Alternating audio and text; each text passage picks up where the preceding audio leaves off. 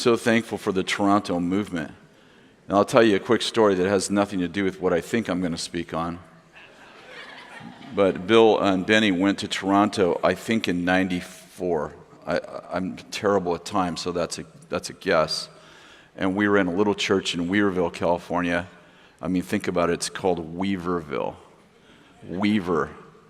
You can't even act like you have an education if you're from Weaverville. And so they came back from the Toronto blessing, and our church was about 250 people. That's a pretty good-sized church for our town was 3,000, so about 10% of our people in our town went to our church. And so Bill came back, and he shared a little bit of it. And then the next Sunday, my wife, Kathy, was our main worship leader at the time. She was playing the keys the next Sunday. And my wife is, she's like a non-emotional, like I'm the person who cries all the time, like I have menopause. And she never cries. So, she's the non-emotional woman. So anyway, so we're worshiping, we're in a theater, we met in a theater for 14 years. We're in this theater with slanted floors, and anyway, she's leading worship from a keyboard, and right in the middle of worship, this had never happened before to us, she falls over the keyboard, and she's on the keys with her breasts on the keys, and the keys, and it's going, and she's laughing. And she's trying to turn off the switch. So finally Bill goes over and turns off the switch, and she's just laughing and laughing, and no one else in the church got touched that day. And like no one else had been touched with the Toronto blessing but my wife, who's like the most sober person I've ever met in my life. So I ended up carrying her to the car.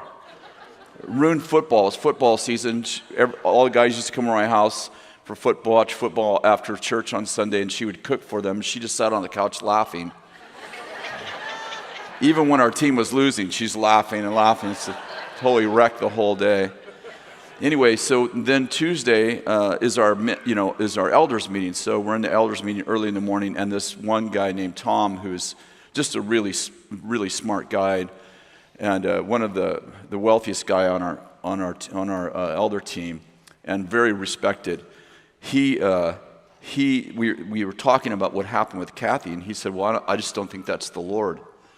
And he started talking about how he didn't think it was the Lord. Well, I'm just quiet because I'm like, there's no way my wife would fake that. Like, I've been with her since she was 12. I've never seen anything like that. And she was drunk for the whole 24 hours. So I didn't say anything. Well, the next Sunday, Kathy's leading worship, and Tom, he's 6'4" and skinny.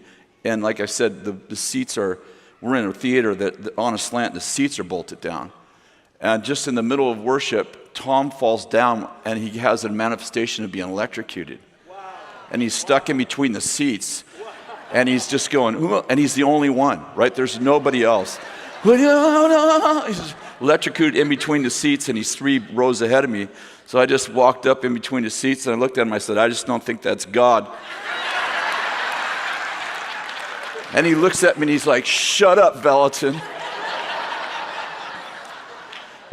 And that was the beginning of the Toronto blessing hitting our church. And within a month, like half of our church was on the floor, and people were, and you know how that movement split some churches, not ours. And it invited the drunks. We had people who wanted to drink for free who were in the bar. And that just started in our church, and every Sunday was a drunk fest. And we started having night meetings, and everybody was drunk, and I totally never got touched. One time I got touched, and it lasted 3 days. I couldn't go to work for 3 days, and that was it. It was like like when the Lord chose the 70 elders that the Spirit fell on, and there was 2 guys that weren't there. The Spirit fell on them. It says, and the Holy Spirit fell on them, and they prophesied, and they didn't prophesy again. That was me. Like, Holy Spirit fell on me for 3 days. I'm like, okay, this is real. And then 24 years later, here I am, Statue of Liberty. Here I am, Lord. It's kind of crazy. When the Holy Spirit would show up in the manifestation where people would fall out, my right hand would swell. That's all that would happen. It's kind of hard to say, I'm having a manifestation in my right hand is swelling.